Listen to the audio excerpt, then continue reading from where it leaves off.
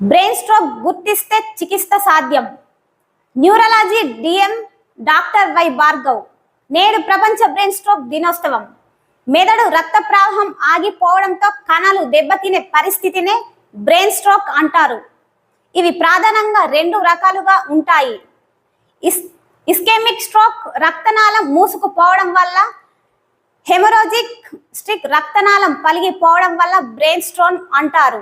October 29న ప్రపంచ brain stroke డేను పురస్కరించుకొని brain stroke రాకుండా ఎలాంటి జాగ్రత్తలు తీసుకోవాలి, లక్షణాలను ఎలా గుర్తించాలి, స్ట్రోక్ వస్తే ఎలాంటి చర్యలు తీసుకోవాలి తదితర విషయాలపై హన్మకొండలోని Bhargav neurocare super speciality centre చెందిన general medicine MD neurology DM doctor Y Bhargav మరిన్ని వివరాలను వెల్లడించారు.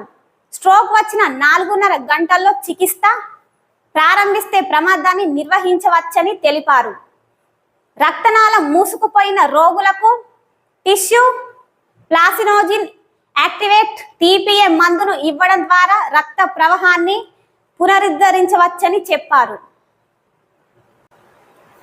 ఫిజియోథెరపీ ద్వారా కదలికలు, మాట సామర్థ్యం, నడకలో మెరుగుదల సాధ్యమని వివరించారు.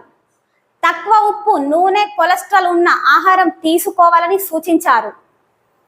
స్ట్రోక్ ప్రధాన లక్షణాలు: ఒక్కసారిగా చేతి కాలు బలహీనత, ముఖం ఒకవైపు పలిగిపోవడం, మాటలు పలకలేకపోవడం లేదా అర్థం కాకపోవడం, చూపు మసకబారడం లేదా కోల్పోవడం, తలనొప్పి, నడకలో పట్టు తప్పడం.